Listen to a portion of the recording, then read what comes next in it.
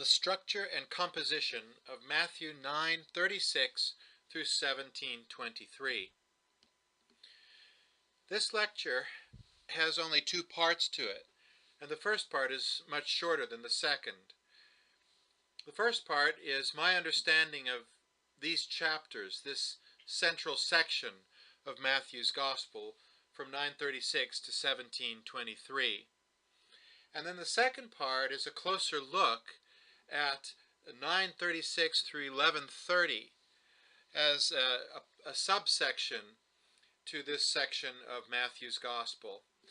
In that second discussion, I want to point out some features that have to do with Matthew's redaction of his sources, and also look at what Matthew's up to by the way he handles his sources and how to interpret that. A lot of this has to do with how Matthew is editing his sources, but also it spills over into Matthew's theological understanding and even how we're going to handle the text ourselves in teaching and preaching. I'd like to present my understanding of this section that I would say runs from 9:36 through 17:23. And you may remember that my view on how Matthew structures his gospel is that he structures his gospel around themes. It's a thematic structuring. Now, the previous section ran from 4:17 through 9:35. And it was a section that explained what Jesus' kingdom of heaven ministry was all about. We also noted that there was an inclusio in that section in 4:23 to 25 and then in 9:35. Both passages state that Jesus' ministry was about a kingdom proclamation and ministry that involved making disciples and miracles.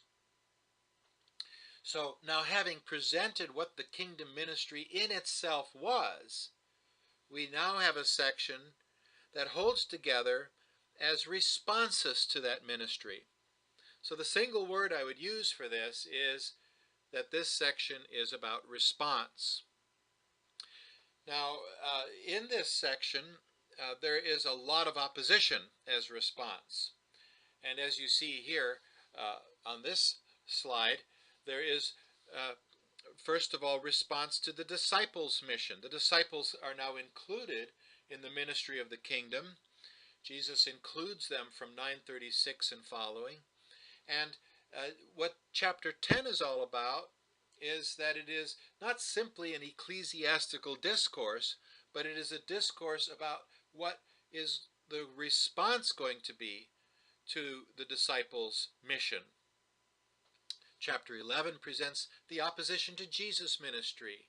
And in chapter 12, we have a response of the Pharisees, which is an opposition to Jesus' ministry.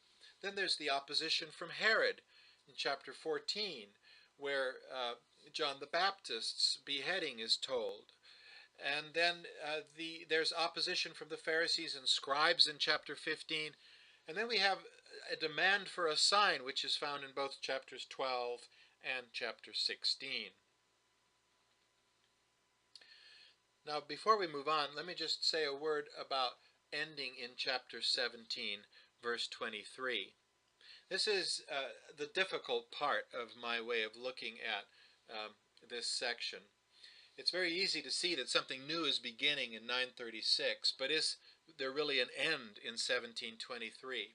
So I'd like to say, you have a look at it yourself and decide what you see there.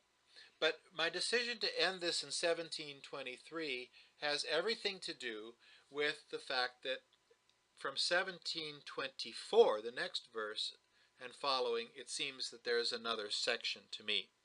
So my argument really is based on what's going on from 17:24 and following.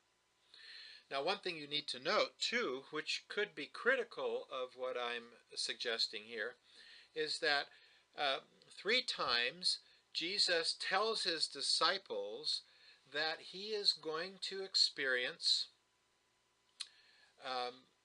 suffering and death in Jerusalem. And the first time he tells his disciples that is in 16, verse 21. From that time on, Jesus began to show his disciples that he must go to Jerusalem and undergo great suffering at the hands of the elders and chief priests and scribes, and be killed, and on the third day be raised. Now that is repeated in chapter 17, verses 22 to 23. As they were gathering in Galilee, Jesus said to them, "The Son of Man is going to be betrayed into human hands, and they will kill him, and on the third day he will be raised." And they were greatly distressed. But there is a third telling of what's going to happen in Jerusalem. And that comes outside of this section that I have identified.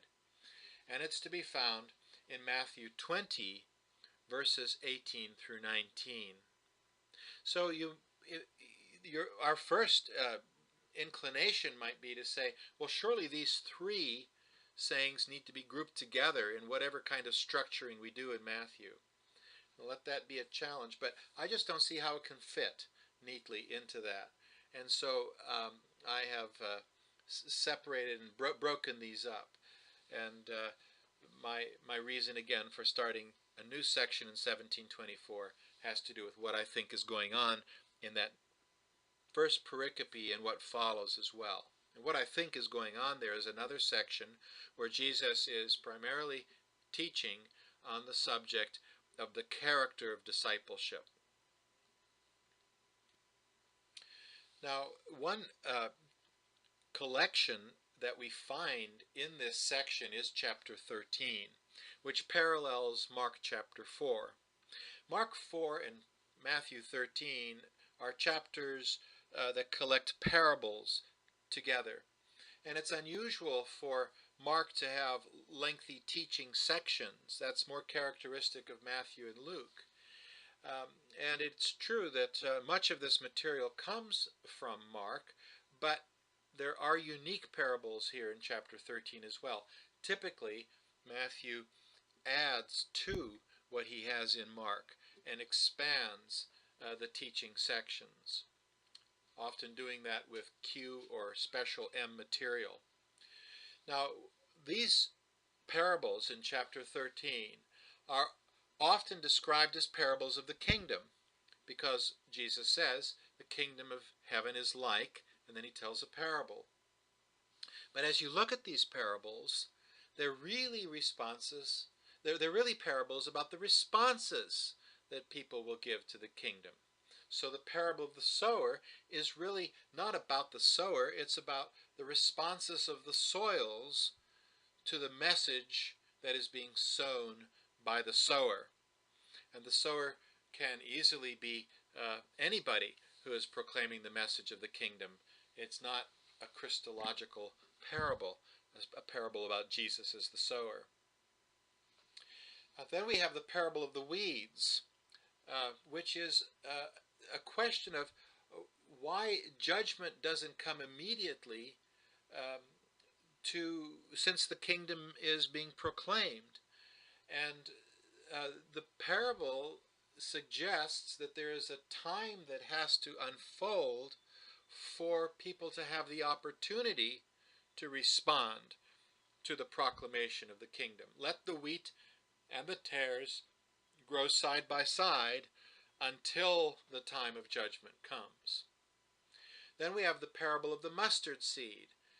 Again, the idea is time unfolding. The kingdom grows, and many will respond to it.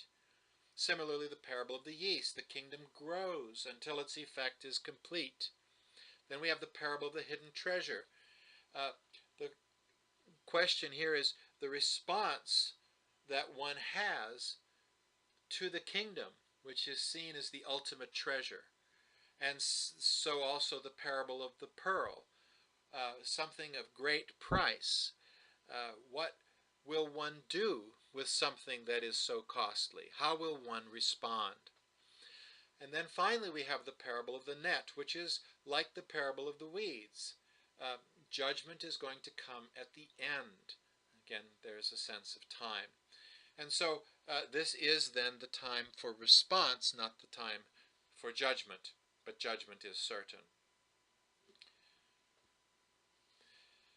Now we have different functions for miracle stories in this section. In Matthew 8 and 9 we saw that stories were collected into three groups of three by Matthew to illustrate Jesus' miracle working ministry. And now in this section, the miracles are going to be used to demonstrate something else. That is the response to Jesus' ministry, as we see in the next slide. The healing of a demon-possessed, blind and mute man in chapter 12 gives occasion to answer the charge that Jesus' power is demonic, a charge leveled by the Pharisees against Jesus. And another response from the Pharisees appears a little bit earlier in chapter 12, verses 9 through 14, with the healing of a man with a shriveled hand. This provides an occasion for Jesus to teach on the Sabbath over against the teaching of the Pharisees. And this also explains why the Pharisees respond to Jesus' ministry with a plot to kill him. Chapter 12, verse 14. Continuing the theme of response, we can look at the feeding of the 5,000 and the feeding of the 4,000 in chapters 14 and 15. They both demonstrate that Jesus is offering a different leaven or bread or teaching from what the Jewish religious leaders are offering, the Pharisees and the Sadducees, for example. Both Jews and Gentiles receive Jesus' food or teaching apart from the temple, the synagogue, and the religious leaders. Because the feeding of the 5,000 is related to a feeding for Jews, and the feeding of the 4,000 probably in a more Gentile context, and the feeding itself symbolizes not only it's not only the actual food that's the miracle, but it also symbolizes what you are giving people. That is, what kind of teaching you're giving them. And so what we have are the responses that these large groups have to Jesus, both Jews and Gentiles. And then Jesus walking on water that follows the feeding of the 5,000 and Peter's attempt to walk on water as well demonstrate the importance of responding to Jesus with faith, which is a major theme throughout the gospel. Respond by faith. The healing of a Canaanite woman's demon-possessed daughter in chapter 15 demonstrates Jesus turning away from the Pharisees' and scribes' views on uncleanness and his offering the power of the kingdom to the Gentiles. And it demonstrates that the Gentiles are responding in faith to Jesus, like this woman. Furthermore, within this response section that we're looking at, the Pharisees and scribes in chapter 12, or the Pharisees and Sadducees in chapter 16, asked Jesus for a messianic sign. But his miracles in this section are not demonstrations of the power of the kingdom of heaven, as we've seen in chapters 8 and 9. But here in this section, they're demonstrations of an increasing conflict between Jesus and the religious leaders. Their responses to Jesus place them in a Nineveh-like situation, such that only the sign of Jonah will be given to them. Thus the miracles are occasions to oppose the teaching of the religious leaders rather than persuade them. And they're also occasions for those religious leaders to oppose Jesus for what he's doing. Now, several of the above also teach something about Christology beyond Jesus' worked miracles. The question is, how are people responding not just to what Jesus is doing, but how are they responding to him as well? Matthew draws a wider circle of responses in chapter 15, verse 21. With the story of the Syrophoenician woman and the feeding of the 4,000. He's now looking at how those outside of Israel are responding to Jesus. Further, he brings the responses to a climax with Peter's revelation that he is the Messiah, the Son of the living God, in chapter 16, verses 13 and following. And the whole section comes to a conclusion with God's response at the Transfiguration, chapter 17, 1 and following, where God gives his response that trumps all responses to Jesus' ministry that we've seen in 9:36, right up through chapter 17, verse 23. So Matthew's most unwieldy section holds together logically and topically as a section on the responses to the kingdom ministry laid out in 4:17 through 9:35. It is followed by a section of teaching on right response, which we're going to look at separately. 1724 to 2028, the theme of littleness in the kingdom. I'd like now to focus on Matthew 9:36 through 11:30. This is a bit of an artificial break in 11:30 because in actual fact we could easily relate the pericope at the end of chapter 11 to what follows in chapter 12. What I want to point out, though, by looking at this section is how Matthew edits his source, Mark in particular, and also his other sources. And we're going to make 4 points about this. Now, this gets a little bit technical at times, and so the basic 4 points are what I want you to pick up. But I hope you're able to follow the examples that I give and take careful notes as we go through this. And my main purpose in this is to illustrate how you should be looking at interpretation of Mark by looking at of Matthew's use of Mark, I should say, and Matthew's use of Q and Matthew's use of his special material M. That is, I want you to use synoptic parallels as you explore a particular passage in Matthew and look at the broader section, not just your passage that you're exegeting on its own. So the first point I want to make is that Matthew builds out a pericope in Mark, turning it into a larger section. It's as if Matthew has Mark on the table and is following along and copying kind of in the order that he finds in Mark's gospel, although he's very willing to move texts around, and we'll see that later. But he's kind of following the progression of Mark. And then he hits on a particular pericope. And the particular pericope in this case is Mark 6, 6b through 11.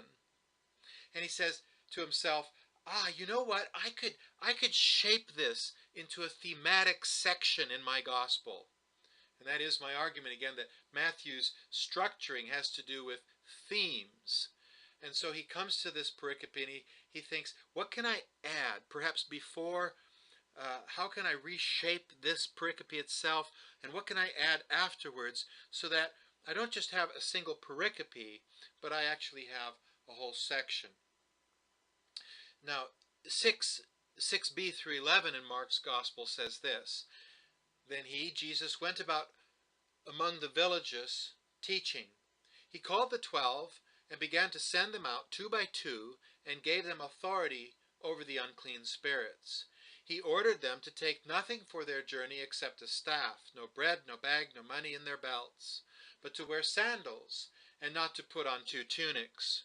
He said to them, Wherever you enter a house, stay there until you leave the place. If any place will not welcome you, and they refuse to hear you, as you leave, shake off the dust that is on your feet as a testimony against them.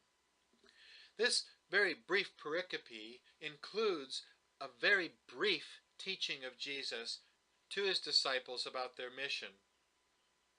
Jesus turns this into a whole Matthew turns this into a whole discourse, which becomes Matthew 10, 1 through 42.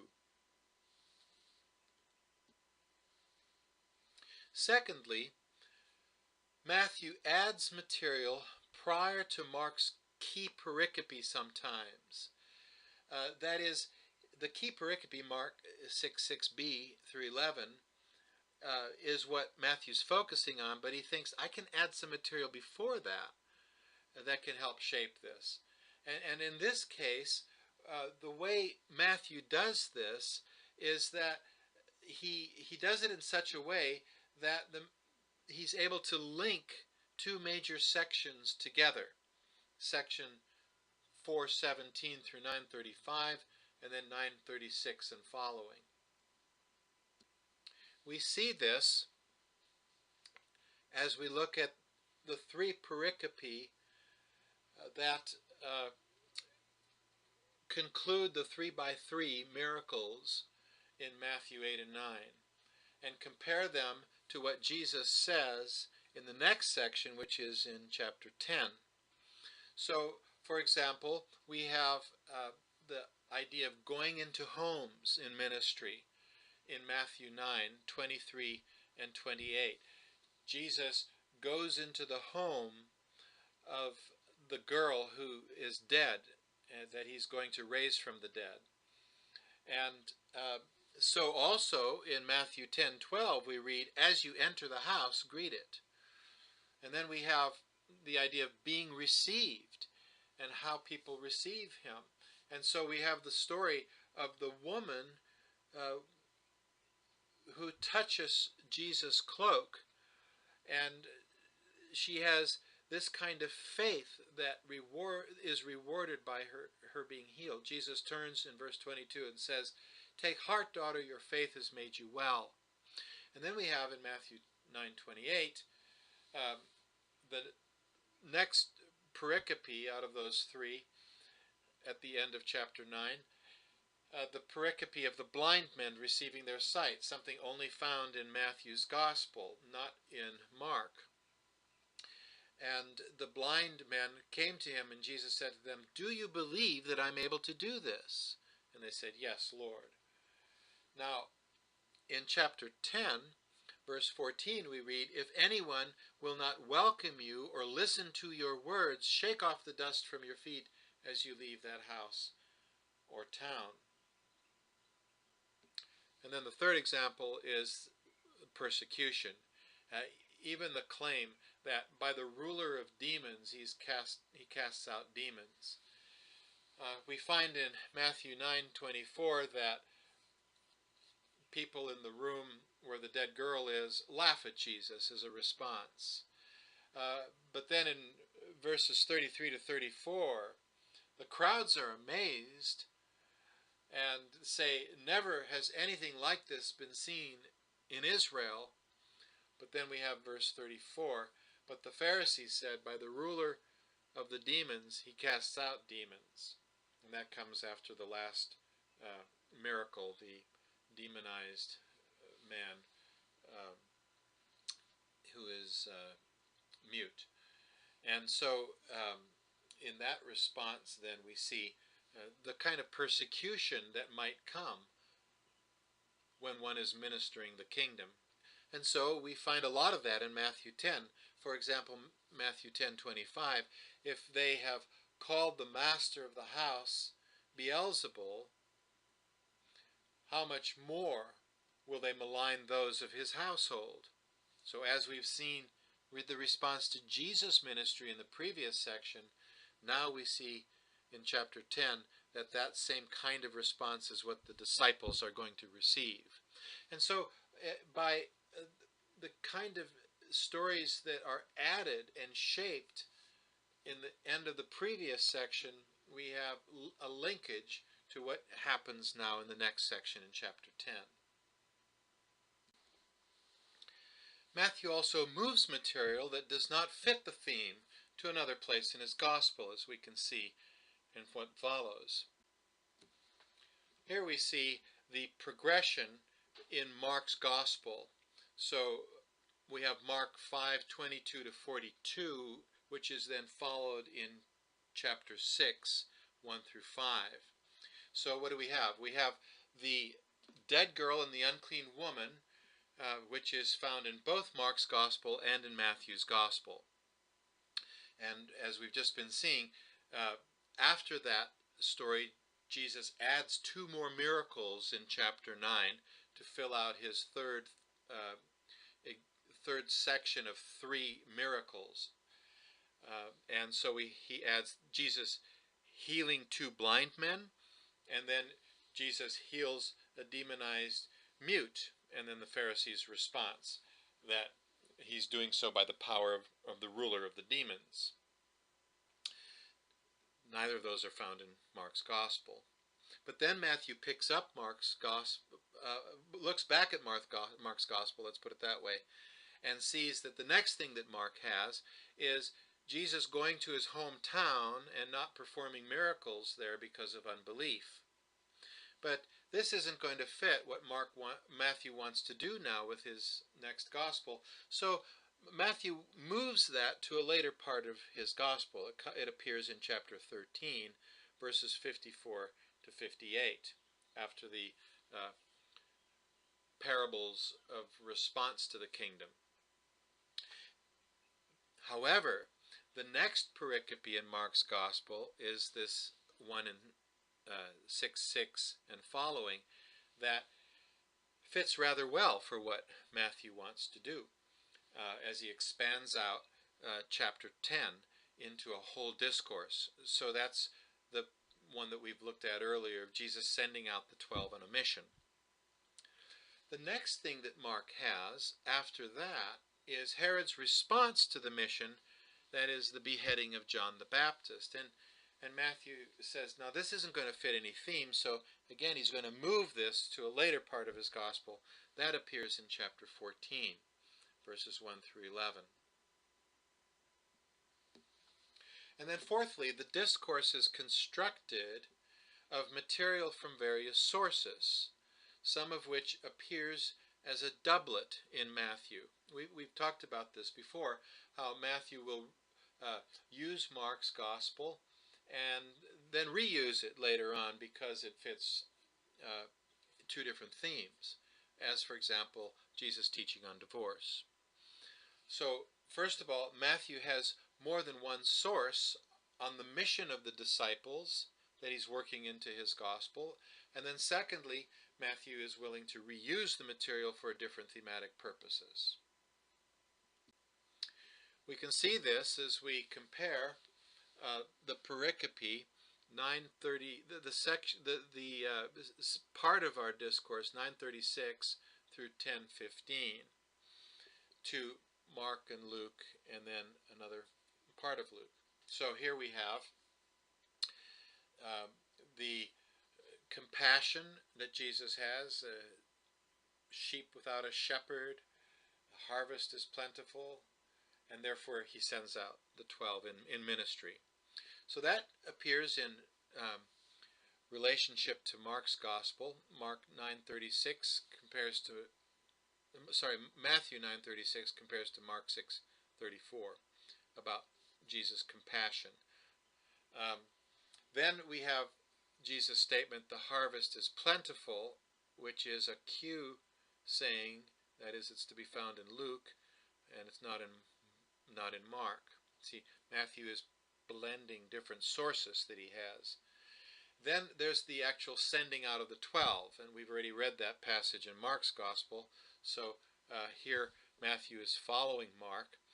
The appointment and naming of the 12, we have that in Mark, but it's from a different section in Mark. It's from chapter 3, whereas the progression from 10:1 to 10:2 to 4 in Matthew parallels the progression in Luke chapter 9, where Luke has the sending out of the 12.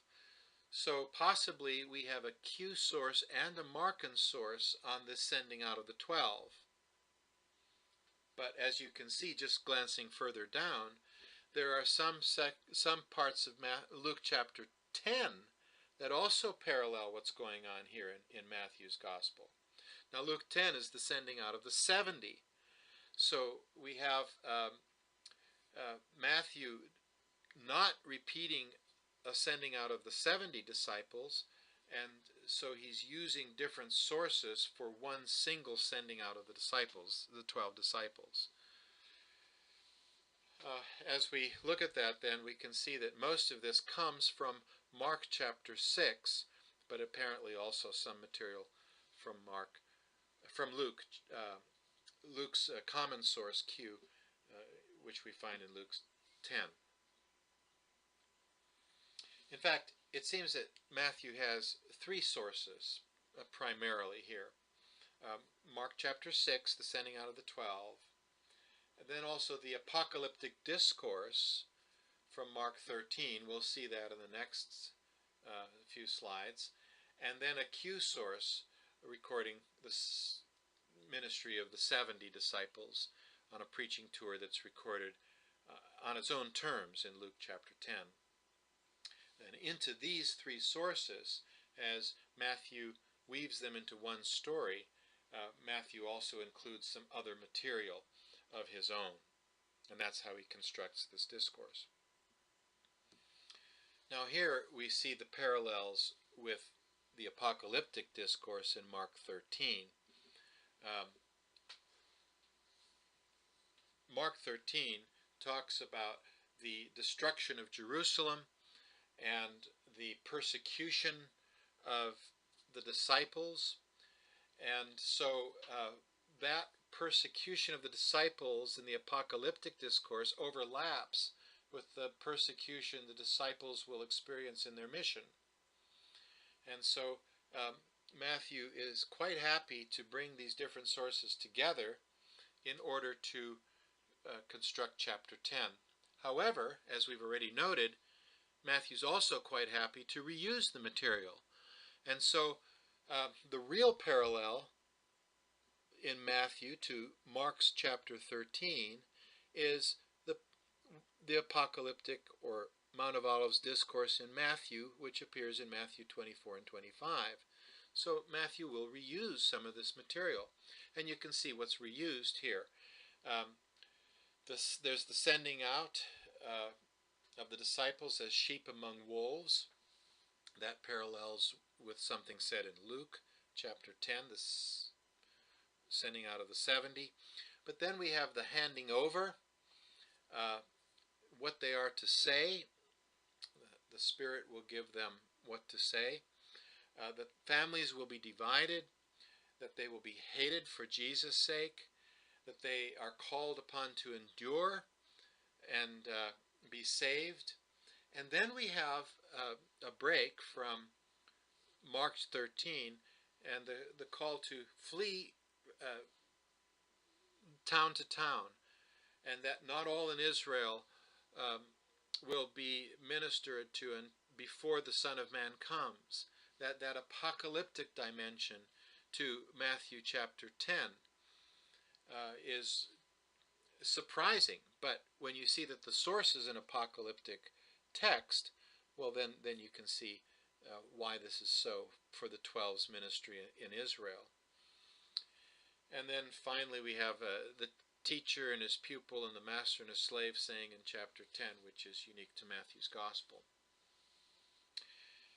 Now we can draw out 2 points from what we're observing here in Matthew's redaction of his sources. From Matthew 10:26 through 39, Q is the primary source. Now in Luke's gospel, there is a lengthy section that lacks any use of Mark's gospel, and it's devoted to teaching on discipleship. It begins in Luke 9:51, where Jesus sets his face resolutely to go to Jerusalem. And he puts before his disciples the question, will you come with me? And so we have what's known in Luke's gospel as the travel narrative that begins in Luke 9:51 and runs all the way through Luke 18:15. 9:51 to 18:15, that's a large section in Luke's gospel that lacks Mark and is known as this travel narrative. In this section, then, Jesus is on the road with his disciples, and so it's quite appropriate that as he is on the road to Jerusalem, where he's going to face suffering and death, he's teaching along the way on radical discipleship. Now the question here is a question then of, will you follow me on this road in Luke's Gospel? Now in Matthew's Gospel, we see from this slide that Matthew is going to use some of this material that we find in Luke. Now we're not saying he's taking it from Luke, but we're saying that they have a common source here.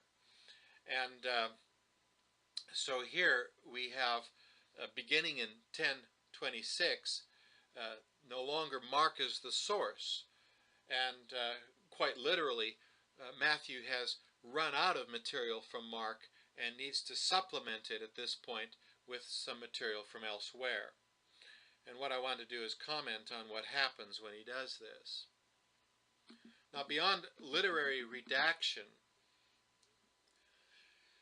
as we look at Matthew's use of sources, and also Matthew's willingness to reuse material in two different sections, we can learn some further things when we come right to the end of Matthew 10, this missionary discourse, in 10:40 to 42. Here we have Jesus' words about welcoming. Whoever welcomes you welcomes me, and whoever welcomes me welcomes the one who sent me. Now that's similar to what we find in Mark. Mark 9:37, whoever welcomes one such child in my name welcomes me, and whoever welcomes me welcomes not me, but the one who sent me. Now you can see that Luke also follows Mark in that. Now in Mark's Gospel, Mark 9:37 is within the context of the disciples disputing over who's the greatest. And Matthew is going to use that whole story, but he's going to use it in Matthew chapter 18 when he has a word directly to the disciples about the character of discipleship being littleness. We'll talk about that later. Here, though, the parallel is only at the surface, because what Matthew goes on to present in Matthew 10:40 to 42 is something that we don't find in Mark and Luke. And so in Mark 10:41 we read on, whoever welcomes a prophet in the name of a prophet will receive a prophet's reward. And whoever welcomes a righteous person in the name of a righteous person will receive the reward of the righteous. And whoever gives even a cup of cold water to one of these little ones in the name of a disciple, truly I tell you, none of these will lose their reward. Now that actually parallels some material that we find in Matthew 25, which is unique to Matthew's Gospel. You know that in Matthew 25 we have the story of the sheep and the goats being separated, and they're separated over the kind of actions that they did to receive the least of these my brethren, is the phrase that we find. So for example in Matthew 25:45, then he will answer them, truly I tell you, just as you did not do it to one of the least of these, you did not do it to me. And compare that language of least of these in the Matthew 25 passage to the little ones in Matthew 10:42. Inasmuch as you gave a cup of cold water to one of these little ones in the name of the disciple, truly I tell you, none of these will lose their reward. And so we have the idea of little ones and least of these between these two passages. And that as you acted towards these, so you have also acted towards me. Now, this is instructive for how to interpret these passages. The first point I want to make is that Matthew 24 and 25 is the apocalyptic discourse in Matthew's Gospel. And we've already noted that by using examples from Matthew 24, that Matthew will use that apocalyptic discourse material that he finds in Mark 13, he will use it for this discourse in Matthew 10. So here we're just seeing that he also uses some other material that he will present as part of that discourse in Matthew 25. But all of Matthew 25 is not to be found in Mark's Gospel. In other words, this is purely non-Markan material.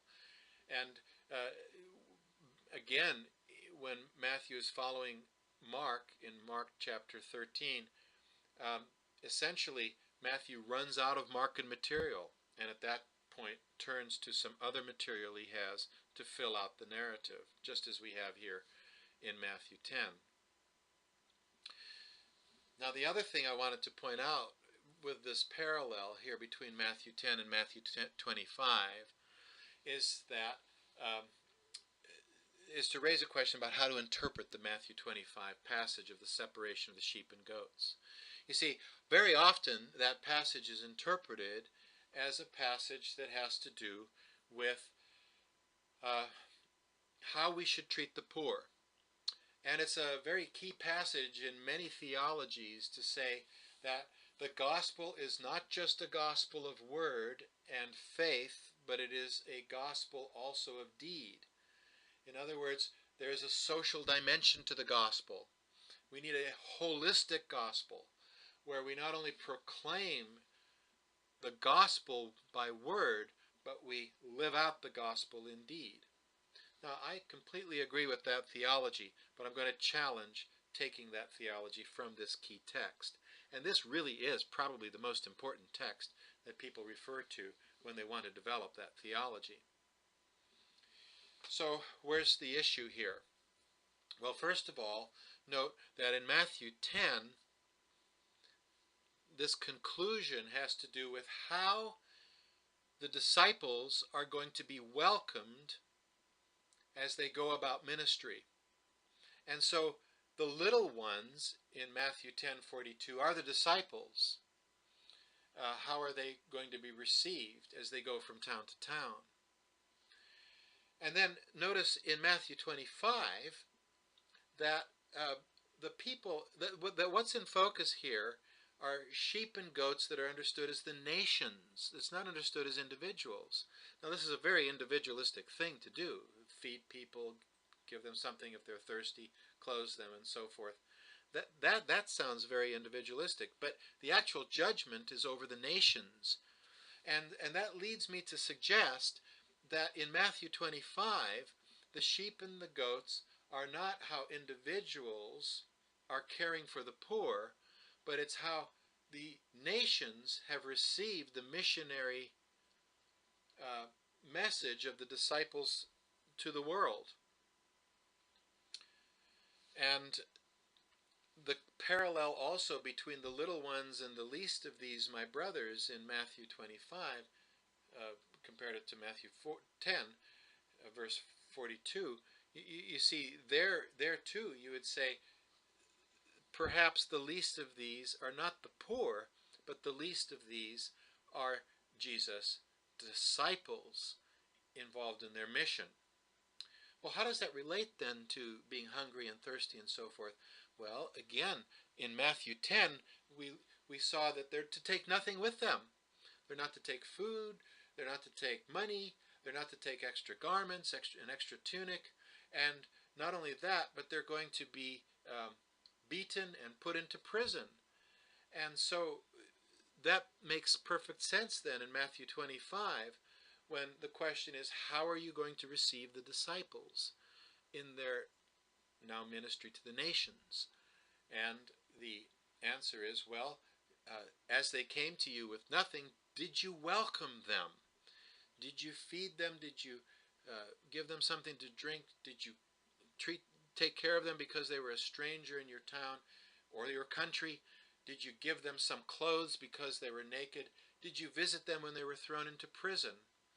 So the parallel of mission in Matthew 10 seems to be here in Matthew 25 as well. The sheep and the goats are how the nations have received the missionary disciples. So by paying attention to these kinds of the way in which Matthew uses texts and repeats material and the parallels between them can suggest ways to interpret the text. Now let me just say that over against the interpretation I just gave, there's a parallel in the Old Testament. And another thing we want to do is look at what is the possible uh, behind the text, Old Testament text, that might be informing something said in the Gospels. So here's a passage worth considering, and that is Isaiah 58, verses 6 through 7. Remember that chapter that's, I think, fairly important for the New Testament. It begins with, what is true fasting? And then we have in verse 6, is not this the fast that I choose, says God, to loose the bonds of injustice, to undo the thongs of the yoke, to let the oppressed go free, and to break every yoke? Is it not to share your bread with the hungry, and bring the homeless poor into your house? When you see the naked, to cover them, and not to hide yourself from your own kin. That is a much more general statement about caring for the poor. There we can get our theology along those lines, a holistic gospel theology.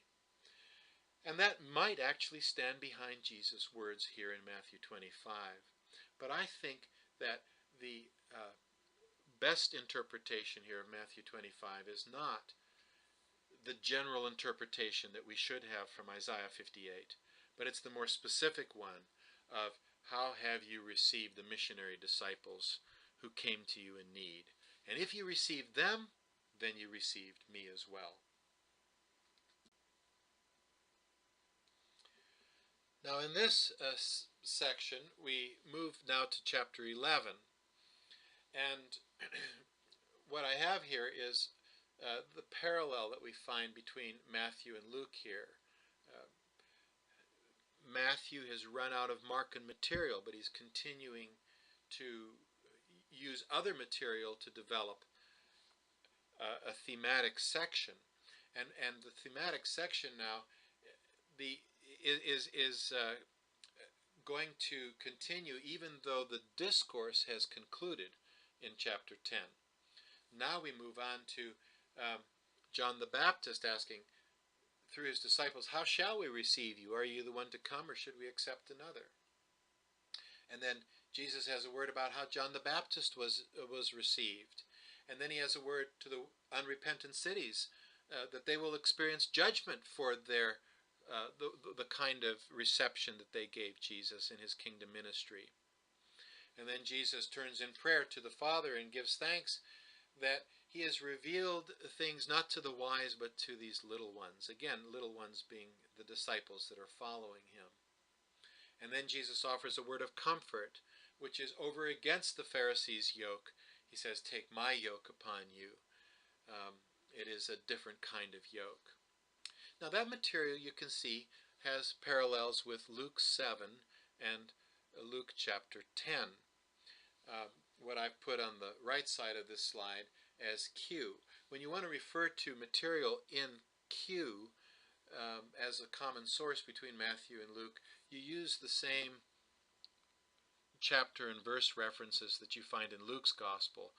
And that has to do with scholars thinking that Luke follows the order of Q more, whereas Matthew will move things around more in his Gospel.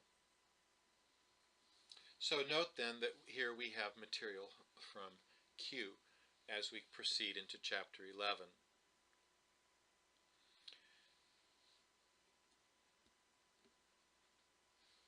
And in chapter 11 then we learn that John precedes the coming of the kingdom.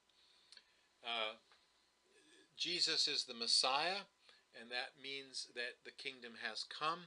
And yet both the herald, John the Baptist, and the Messiah, Jesus, have witnessed violence and abusive attack.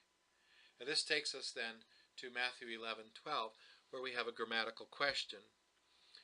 Jesus says that from the time of John the Baptist, the kingdom has been received, and he uses the word biadzatai. What does that mean? Well, biadzatai could be a passive or it could be a middle, and in that case it would be a deponent middle. So if it's a passive, what Jesus is saying is that the kingdom has received violence. It has been attacked since the time of John the Baptist. But if it is to be taken as a deponent middle, then what Jesus is saying is that the kingdom has been forcefully advancing since the time of John the Baptist. And you find this in different interpretations. But it seems that what we've got here is the same kind of point that we have all through chapter 10, that since the mission of John the Baptist, the mission of Jesus, the mission of the disciples is a mission that goes forward with violent attack. And so I would suggest that the whole context is going to help us to see that we should take biadzattai as a passive and not as a deponent middle. Now, Matthew's insertion of a Q section in Matthew 11, 1 through 11, into this larger section of Matthew 10 to 11, gives him the basis for Jesus' response after the disciples' mission. And Matthew's redaction of Q is this: instead of a summary of the response to the disciples' mission, Matthew gives us a summary of the whole divine mission itself, that begun by John and brought to a head by Jesus, as well as the mission of the disciples. And then Matthew's use of Mark, we've seen how he develops this whole section based on a single pericope in Mark 6, 6b through 13, and uses material from all over the place to construct it. The disciples' mission in Mark is followed by Herod's thinking that Jesus was John the Baptist raised from the dead, which is then followed by the explanation that Herod killed John the Baptist. But in Matthew 11, verse 2, we have John the Baptist alive and in prison. He's not been put to death in the progression of the story at this point in Matthew's Gospel. Instead, he's inquiring through his disciples whether Jesus was the one to come. Now, the parallel Q passage is Luke 7, 18 to 23, and it does not indicate that John was in prison. So the idea here in Matthew 11 of John in prison comes from Matthew's glancing at the upcoming pericope in his Markan source. Oh, Mark is going to tell the story next of how John is put to death. But Matthew isn't ready for that yet. So he leaves the story for later in Matthew 14, 1 through 12, but he includes another John the Baptist story at the beginning of Matthew 11.